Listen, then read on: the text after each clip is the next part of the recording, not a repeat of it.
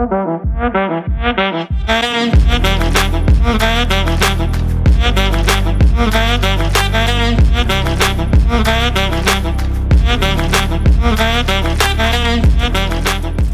to LGP's podcast, Homegrown in the Heart. This is that place and time where we come together with people who were born, raised, and have planted their stake in the heart of Washington. That is the center of this state where we raise good crops and good people. And today, we're not going to talk about politics, but what we are going to talk about is Dan Newhouse. That is Dan the man who is born, raised, and grown up in Sunnyside, what he loves about this place, what he loves about the people, and all the good work that he's doing to make our lives better. Our Congressman and a friend, Dan, welcome to the show. Thanks, Bill. It's a pleasure to be with you here today on your podcast to talk about the place that we all love. Thank you. Dan, you have served our state as the Director of Agriculture. I was, yeah. You also served, I believe, 4 terms in the State House in Olympia. That's right, yeah. And now you're serving as our United States Congressman. How many terms in the U.S. Congress? I'm in my 5th term Okay. of Congress. And in addition to all that political involvement and service for our community, you're also a 3rd-generation farmer. That's right. Yeah. All right. And one of the things I want to talk a little bit about is you grew up in this town called Sunnyside in the heart of Washington. Can you tell us a little bit about, one, being a 3rd-generation farmer in that community and some of your memories of growing up there? Oh, wow. Yeah, so 3rd generation here in Washington. I'm proud to say that my grandfather came from a farming background back in Holland. And so he left the family farm there and come to the United States about 114 years ago. Wow. Started a farm here in, just outside of Sunnyside, a dairy that is still in operation. Okay. My cousins run the dairy today. So very proud of that fact. But growing up in Sunnyside, a farming community, in fact, I went to not a one-room schoolhouse, but a small school in rural, just outside of Sunnyside called Wendell Phillips. Oh my, I think okay. When I went there, it had grades 1 through 5. Okay. We could almost walk to school. It was only a couple miles from my house, but the bus picked us up and brought us there. In fact, I got in trouble one time for walking home. You're not supposed to do that. I was going to say, I'm going to check your transcripts. So, yeah. And of course, in those days, guess what you get punished with as a hack by the principal. Yeah. That happened. But Yeah. Okay. We share that in common. Oh, is that right? Hacks from the principal, yes, because that was a pretty common a form of And discipline, and it was really effective. Yes, yes, I can think of it today. Yeah. But Sunnyside was a pretty small community then. I think only about 7,000 people or so. It's grown quite a bit. Okay. But it was a community that I can't say everybody knew everybody, but you knew of most everybody there, and it was a tight-knit community. In fact, I remember the newspapers back then, like probably because there was not a lot to write about, would talk about who was over at somebody's house last weekend and who was home from some trip, and that kind of thing. So it was kind of very close-knit community. But one that just to have a lot of fond memories of. We had a very large family. Okay. But by my generation, that was a big part of my life, going over to aunt and uncle's houses or my grandmother's house. Every Sunday after church, most all the new houses would show up at her house after church. And so we were a very close family and spent a lot of holidays with our extended family. So those are pretty special memories, but close. In fact, we just had recently a high school graduation reunion, which How many years? Do we have to say that? You don't have to, but I'm gonna keep asking you anyway. Yeah. No, it's the golden reunion. Yeah. Okay. And that was pretty amazing. We had a lot of kids come back. It was fun. A small class, 210 kids originally, but I think we had close to 100 come back. And were you were Sunnyside High? Yeah. Sunnyside Grizzlies. Shout out to the Grizzlies. Yeah, absolutely. Right on. Okay. We've got, I think, a pretty unique community here and I'm talking about the heart, right?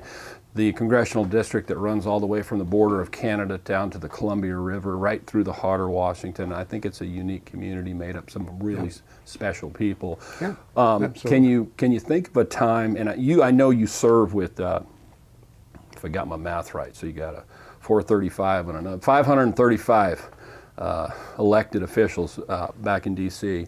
Can you think of a time when you've been able to maybe, I want to say the word, show the light maybe a little bit to some of your colleagues about what's unique about our region of this country and what's special about it? To where I've been able to have somebody go, that's unique to the state of Washington. Well, one of my efforts has been to invite as many members of Congress to the 4th District of Washington State as possible, because we have a lot of unique things, a lot of challenges here that maybe somebody from Kansas may not understand, or certainly somebody from New York or Florida or somewhere, because it is a unique place. As you know, one of the I think this is probably a good example. One of the challenges we have, if you don't mind me bringing up an issue, are the lower Snake River dams. Yep. And I'm working very hard to protect those dams from being breached. Some people think that we should eliminate them because of the salmon and the challenges that they pose to salmon. So on several occasions, I've had members of Congress come out here, and we've toured particularly Ice Harbor Dam, that's closest to the Tri-Cities, easy to get to. Taken them through the locks and shown them how that all works, and shown them the fish passage that we have on that dam, and the ways that salmon can go upstream and as well as downstream. And I think for a lot of people that really have never seen a dam, don't really understand anything about anadromous fish and power generation using water and weird things like that, it was kind of an aha moment for some people to actually see, oh, that's how it works. Right. That's how we can make this balance of preserving fish and getting the benefits out of the river system that we do. So I think that's probably the thing that stands out the most, of educating people. That's the good thing about Congress. We all come from very unique places. We think Central Washington is special and unique, and it is, absolutely. I love living here. Yeah. This is probably not a surprise to you. Other people feel the same way about their districts. Right on, yeah. So unless something truly impacts their district particularly, they're not going to be as excited about it. So you got to educate people as why it's important to us, and part of that process, it's been really effective, is bringing them out here so they can see firsthand. Fantastic. Yeah, I can't think of a better way than it. And in my mind, I'm thinking, and I'm not trying to be critical of people from big cities in the East, but just somebody who maybe grew up in downtown Philadelphia, or they've got a district in New York City and they're thinking about salmon and dams, and to come out and to actually see that process functioning and functioning well, and why it's so important is outstanding. So thanks for doing it. Thank you for doing that for our district. It's so important. And I avail myself as much as possible. I'm chairman of something called the Western Caucus. Okay, tell us a little bit about that. Yeah, well, that's a group of members of Congress, bipartisan. We have almost 110 members. So it's I believe the second largest caucus on Capitol Hill. Okay. And it's a very impactful, effective caucus. We focus on those things. Of course, Western Caucus, you can infer Western issues, which is why it was started, but we focus on those things that are important to rural America. Okay, beautiful. So that includes, and we have members from all over the country. Okay. From North Carolina, South Carolina, Pennsylvania, New York City even. Okay. Members join the Western Caucus because they see some of the things that we focus on as being important to their districts. And so because of that organization and being chairman of it now for over 3 years, I've been able to go around the country to other members' districts representing the Western Caucus and learning about their things that are important to them and their districts. And that truly helps me understand where they're coming from. But it also shows to them that showing an interest in their district, they're more open to, oh, Central Washington has this issue. I see why that's important to Dan too. So, Right. politics is truly a relationship business, I guess, if you could say. Sure. It's a people business. Right. And you've got to build those relationships in order to be effective. And so I try to do that as much as I can. One of the things I know we talk about on this podcast is the significance of trust. Oh, wow. In all relationships, right? Whether it's political or family, friends, co-workers, and that nothing seems to function well when trust dissipates. Yeah, right. And we seem, at least, and I'm only say this because one, I think I've seen you in these roles as for the chair of the Western Caucus and some of the other roles that you play as a trust builder. Trying to reach out and to try to build trust. And tell me some of the ways that you've just talked about, right? In educating people and getting to know them and what is the need of their district and how this is compatible. What are some other ways that you, Dan Newhouse, seek to build to enhance trust, not just in our district, but across the nation? You could say that trust is the currency that we use in this legislative business that I'm in. And if I couldn't trust the word of Bill Pickett, your effectiveness is pretty low. Yeah. Because you don't want to be someone that people can't believe, they can't depend on. Right. If you give someone your word, you better stand behind it. Right. Your reputation quickly is minimalized if you go back on your word in this political realm that I'm in. And so it's a farming truth too. Oh, absolutely. Right? Well, I think probably in any business, any facet. Yeah. It used to be deals were made just with a handshake. You didn't need attorneys. That's right. Anything, No, you'd shake a hand. You give your word as your bond, Absolutely. and it's still true. It's so funny. It's still true, but we are struggling with it in terms of I think as a country and as a people. Yeah. So one of the things I guess that comes to mind, I've made a lot of efforts over the last few years to increase the level of civility in Congress. Okay. And I say this as humbly as possible, but I think that if Congress can demonstrate to the American public that we can treat each other with respect, civilly, that it might actually help heal the divide in our country. Yep. That other people will say, well, maybe subconsciously see that as an example of how to treat their neighbors and their associates and their friends and people they disagree with. If members of Congress can disagree civilly and still be respectful, and maybe the American public might pick up on that too. I hope that's the case. Yeah. But for example, you probably know Derek Kilmer. He's a retiring member of Congress. He serves. He's over on the Olympic Peninsula. On the other side of the hill. Yeah. On the other side of the aisle too. Yeah. He's a Democrat. I'm a Republican. But one thing that I'm very proud of, we did kind of an exchange where I went to his district for a day or two, and he came to my district for a day or two. And one of the groups that we met with while we were in the Tri-Cities,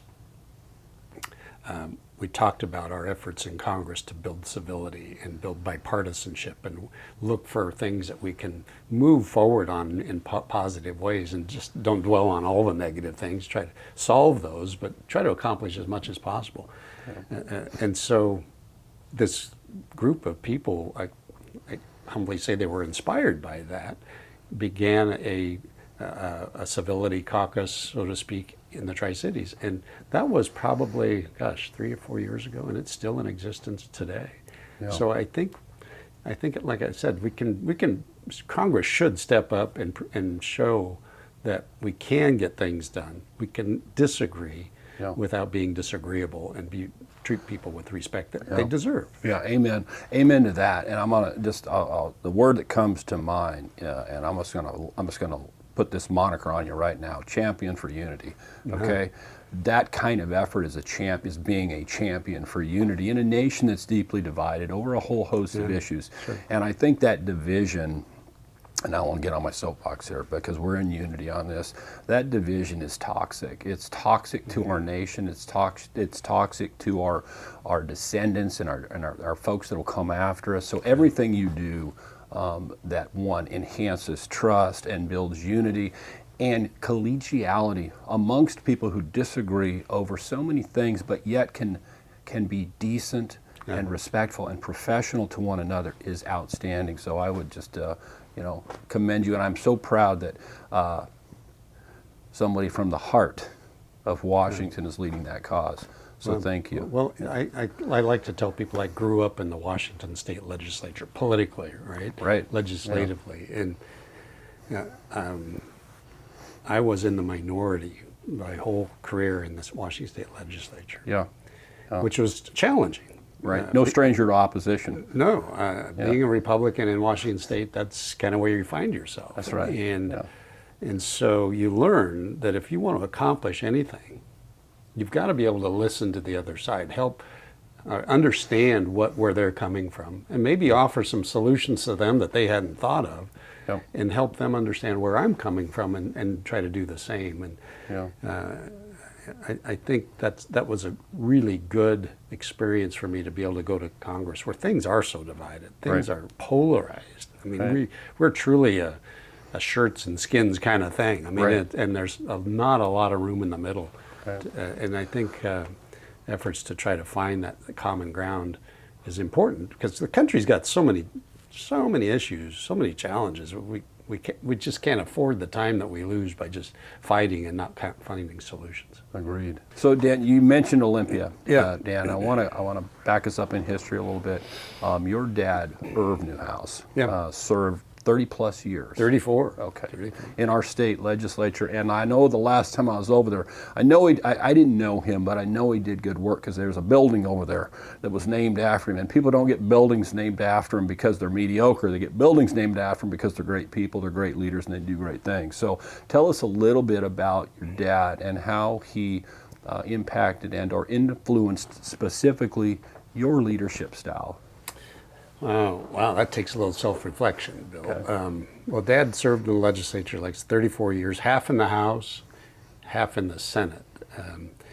And I'm very proud of his record. He accomplished a lot of things.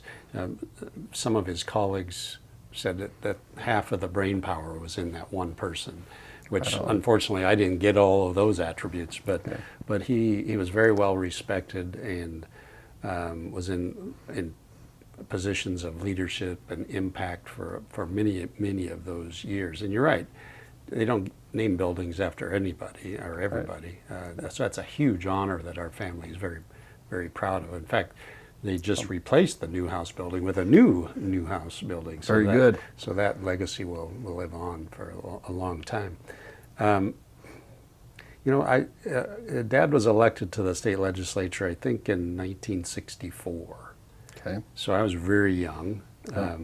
He liked a kid that he came in on Goldwater's coattails, which is kind of a joke because Goldwater got his clock cleaned that year. Right. But as you can imagine, in our family, around the dinner table or just driving places, a lot of the conversation was what's going on politically or the current events and what issues are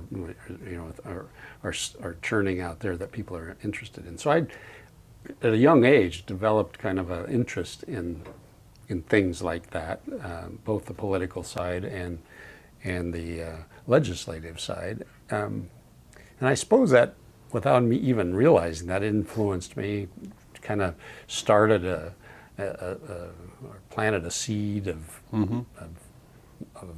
interest in the political system. I truly observed and watched Dad being able to have impact on important things and decisions that truly impacted what happens here in the state of Washington, in our communities, and has long-range impacts on into the future for further generations. And I think one of the things I I truly watched him have a positive impact on individual people's lives too, because you can do a lot of things to help people when you're in the state legislature as they struggle with state agencies and challenges that they might face. So that whole public service thing was kind of a bug that bit me without even knowing it, because it was just grew up in it. And then some of my fondest memories are as I was older, I was able to drive and help Dad with things. I've driven through parades, different communities, driving to different community meetings that he'd be going to, and so I listened to all the discussion and his responses to questions and things, and then we'd talk about things in the car on the way home. So it was just it's fantastic, a great learning experience to understand what's going on and what you can, and maybe just as importantly, what you can't do. Right. There's a true sense of public service here. I remember I heard you speak, and I don't remember. It's been a number of years ago, and somebody in the audience had asked you a question, and I don't remember the exact question, but it was very politically charged and a little bit condescending against, I believe at the time it was an opponent, and I don't even remember their name. And I remember you saying that, I don't remember all the ins and outs, but I remember your response, and your response to this question that was really charged and somewhat derogatory toward an opponent. You said, well, my dad always taught me not to disparage others. And so I want to answer the question, but I want to answer it in a way that's respectful. And then you went about doing that. And I thought to myself, okay, thank you for actually reminding all of us in the room that we can disagree, and sometimes we might not even like people that much, but we can respond in a way that's respectful. And you shared that with us, saying that your dad he'd basically demonstrated that to you. So I think that bug that you got bit with around the dinner table was a good bug.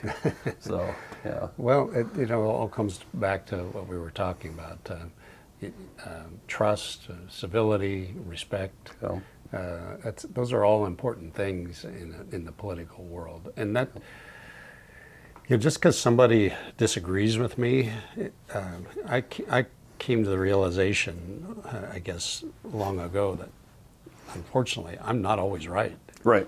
Yeah. And somebody that's opposite of me on an issue, they're not always wrong. So you've got to have some humbleness in this business. Yeah. So it can be very much a learning experience about yourself too. Yeah. Well, how many votes a year do you take back in D.C. at the congressional level? Oh gosh, thousands. Okay. Thousands of votes. Yeah, I didn't really understand that until sort of doing a little bit of research here. All these votes that come in, and I sometimes it'll be one or two votes that'll trigger folks, and I kind of came to the realization at some point in my life where I said, well, what happens when a congressional representative, my representative, votes on something differently than I would have voted on it? And this idea that our representatives should be lockstep with everything we hope for or would vote a certain way on, it's really a little bit of a fantasy, because the reality is, as human beings, we're going to vote, as long as we're voting as a rep, your conscience and what you believe to be right, and you've done your work.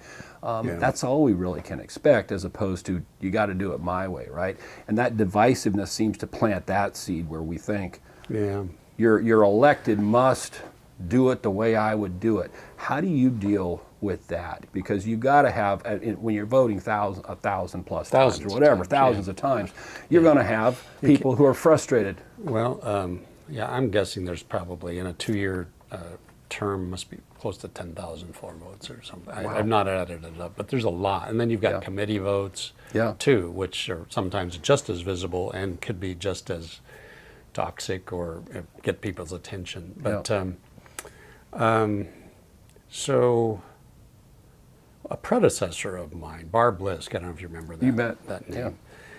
When I was elected to fill her seat in the state legislature. She gave me a little bit of advice that I think is important. That the people elect you to be their representative. That was in the state legislature, but it holds true for U.S. House Representatives. They not everybody. We don't have a direct democracy here. Not everybody can go to D.C. and hear and see the same things that I can. So information that I get, and I've got to make decisions with that. Not what I read in the newspaper, not what I hear on the radio, not what I see on social media, which may be, the popular or political winds that are blowing out there. You've got to go with those things that are presented to you on either side of the issue and make a decision based on that information.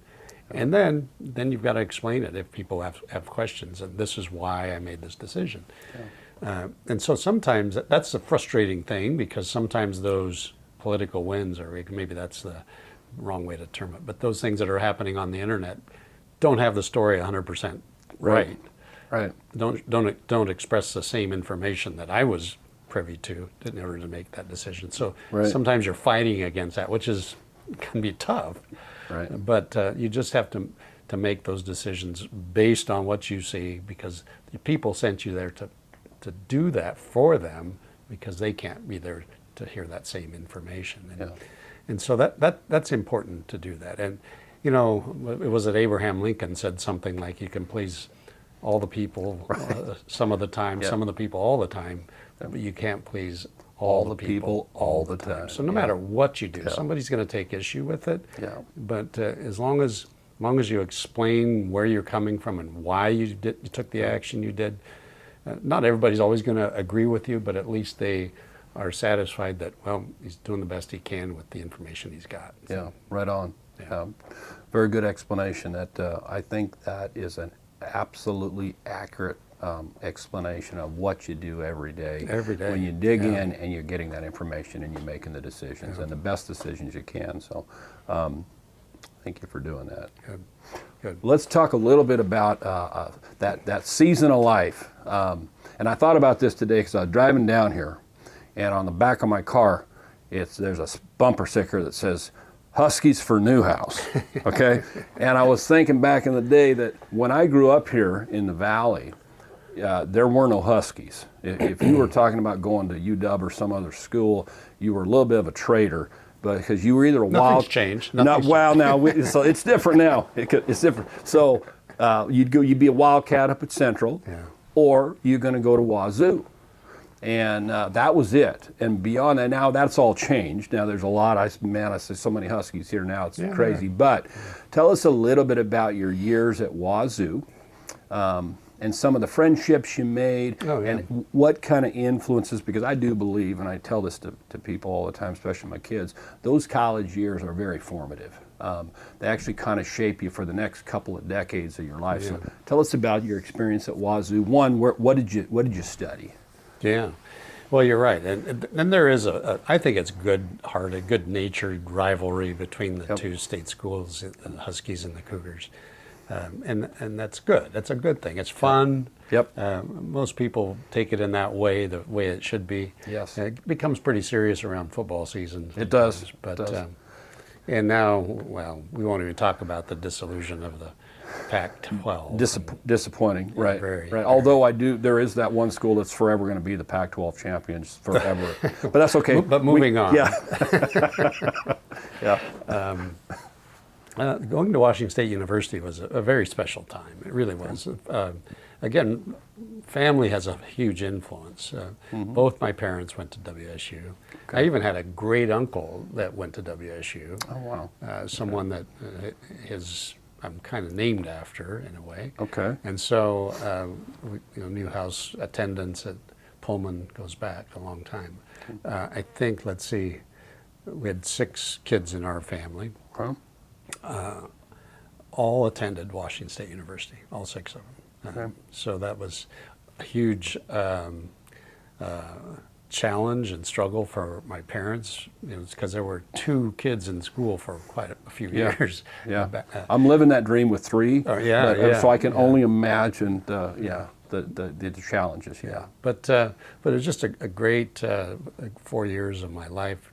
Made a lot of lasting friendships that continue to this day. I was an agriculture major, agricultural economics actually, with a minor in business administration. So I was trying to prepare myself for the business side of agriculture. I thought that was important in a farming enterprise. My intention was always to come back to the farm. I joined a fraternity in my freshman year, Alpha Gamma Rho, which is give them a shout out. First three letters of agriculture. It's one of those social professional fraternities, so you had to be an ag major to be a member. And so that was very in fact, my first job out of college, after I graduated, I worked in the national headquarters of AGR. Okay, right on. So that took me back to the Chicago suburbs and lived and worked back there for a couple of years. Okay, there's a world change right there. Oh, absolutely. My job in that position was to travel around to all the universities where we had chapters. So by the time I was probably 21, 22 years old, I'd been to every state in the country save 2. I think. So that was a great experience for me coming out of college. But the traditions, the relationships, the education that I got at WSU was truly an amazing thing. And then I think because of my living situation there, getting to know other young people in the agricultural industry throughout the state of Washington. We had kids from almost every county, I think, in the fraternity. That was that helped me appreciate and understand more about the agricultural world in the state of Washington. So that was really a good experience too. Fantastic. So Dan, one of the things that we talk about here almost every podcast is that next generation, and I know Newhouses have gone from that 3rd generation to that 4th generation farmers, okay? Now 5th too. And now and you some of my family on to the 5th generation. So you're doing something right, and the reason I say that is because one of the it's not a complaint, but it's an observation that we make is that apples and ag really aren't our #1 export. Oftentimes, I think our #1 export is our young people. That is, we raise up these wonderful people with really superb values and love of their home and their families, and then we export them out into the world.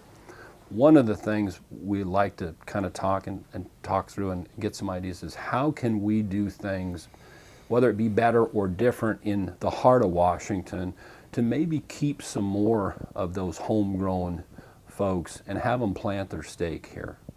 Well, a couple thoughts come to mind, Bill. Your premise of we export young people, and that's probably true here in the heart of Washington. But I would say most other rural communities in the country probably would say the same thing. The opportunities for the bright young people that we're producing maybe don't exist in all of the rural communities around the country. So they're, is force the right word? They choose to continue challenging themselves in other places, and that's not all necessarily bad. Right. I'm very proud of some of the young people that have gone out into the world and accomplished great things, and I can point to and say they're from my community, they're from home.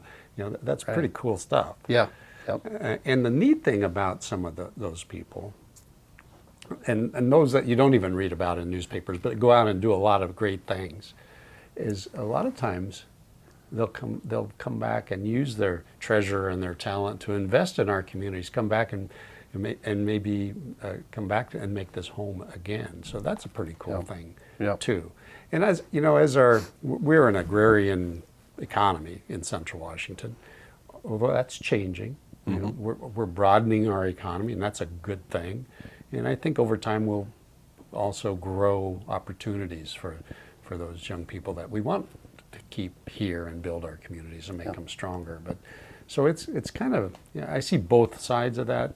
I like that. Yeah. It's a great thing for us to be able to brag. Oh yeah, they're from Yakima. Right. They're cool. Right. And, yeah. Well, and you plant those good seeds here, and then they go out and plant seeds out in the world, right? Yeah, So yeah. in a certain sort of way, as I kind of always said, the heart of Washington is where it all begins and starts Well, it does, for the rest yeah. of the country. So we'll. Yeah. And you know this as well as I do. Just a little advertisement for our area. We don't have all the extreme weather things going on here. That's we don't right. have tornadoes and hurricanes and all that kind of stuff. Yeah. It's the place we live is pretty good, and you see a lot of people coming back and making this their home after they've gone out and done other things. So that's good. So one of the things, Dan, a lot of, well, I didn't know much about this, and so I'm assuming other people didn't know it either, is that your office back in D.C., you provide a host of constituent services for people with questions about that bureaucracy back in D.C., things like dealing with IRS issues or passport issues or so on and so forth. Can you tell the viewers how do they go about navigating through your office to get that assistance? Oh, absolutely. And actually, I'm proud to say all that's true, but I have staff here in the district that does a lot of those constituent service things. I've got office in the Tri-Cities in Richland, an office up here in Yakima, and then also folks up in the north part of the district, Okanagan County, that can help with constituent services. And we do a lot of those things, like you said, passports, IRS issues, Social Security issues. Actually, one of the things that we probably help people the most with is the VA, Veterans Administration issues. We have a lot of veterans in Central Washington, and there's, making sure that they get whatever services they're trying to get out of the VA and maybe struggling with challenges there. We can be very helpful to them. And so there's a ton of that. We answer hundreds of requests, calls, emails every year, helping people navigate through the labyrinth of federal agencies. It's kind of like what I was telling you about as I observed my father and working in state government, being able to help people on an individual basis. That's you can work on all these big issues that maybe help the larger society and community. But if you can help individuals, that's pretty good public service. And you got a great team of people that are available both locally in the heart and as well as DC. And if anybody were just to reach out to one of your offices, you're there to help people navigate. Absolutely. Okay. Now, and I should say, we do the best we possibly can. We can't. It's just impossible to always get the answer that people want. Right. But we'll go to bat for them as hard as we can to make sure that no stone is left unturned to try to help them as much as possible. All right, excellent, very good to know. So if anybody watching has questions about those, please reach out. Please reach out. Yeah. There you go, personal invitation. Yeah, absolutely. All right. Thank absolutely. you. Yeah. We always ask, ever since this interview, we always ask a surprising fact. Tell us something about Dan Newhouse that nobody would know. Well, let's see. Something that no one would know. There's probably a reason no one. That's right. It's a secret. Yeah. Well, something probably I don't talk a lot about. A couple things maybe come to mind. I love history. Okay. Typically, the books I read, for instance, have something to do with important events, important people in U.S. history, typically. So I like to read about past presidents, their administrations. I'm reading a book right now of the public history of the Supreme Court. Okay. Something you might find good book to read. Maybe you've already read. Well, I haven't read that one, but there's a lot of history there.